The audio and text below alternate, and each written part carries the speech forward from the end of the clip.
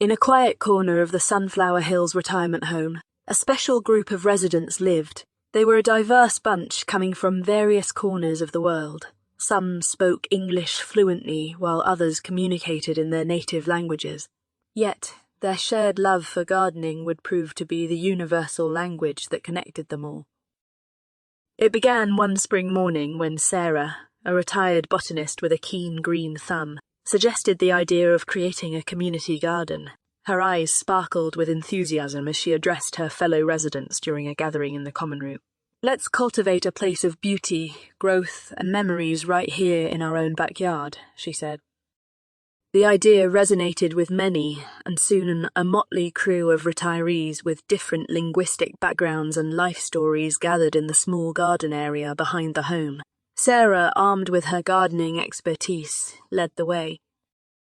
As they dug, planted, weeded, and watered, the garden began to flourish. Flowers burst into vibrant bloom, vegetables thrived, and fragrant herbs filled the air with their aroma.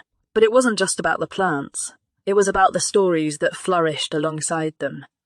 One sunny afternoon, as they planted rows of tulips, Maria, a retired Spanish teacher, began sharing stories of her travels through Spain. Her expressive gestures and passionate descriptions painted vivid pictures, even for those who didn't speak Spanish. She spoke of flamenco dances, ancient cathedrals, and bustling markets filling the garden with the essence of Spain. Yusuf, who had emigrated from Egypt in his youth, contributed tales of the Nile River, the pyramids, and the warm hospitality of his homeland. He taught the group the secrets of growing Egyptian mint, and soon the garden boasted a thriving mint patch.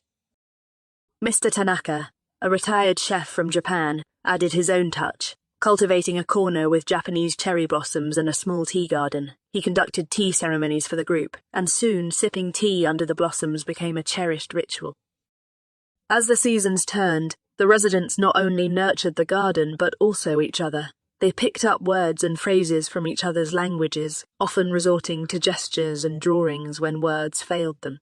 Friendships deepened as they celebrated birthdays, anniversaries, and milestones, each marked by a special planting or decoration in the garden.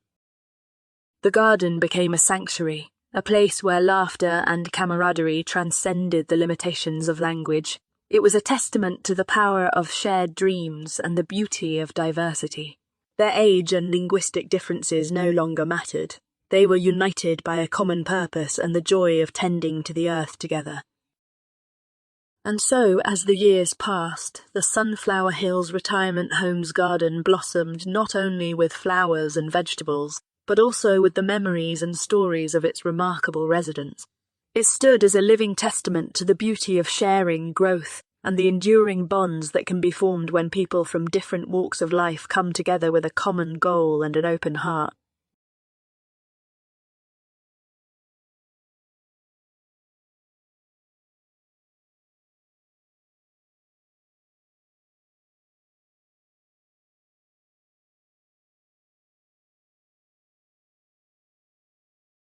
I hope you enjoyed this short story and vocabulary. Thank you, and remember to follow for more.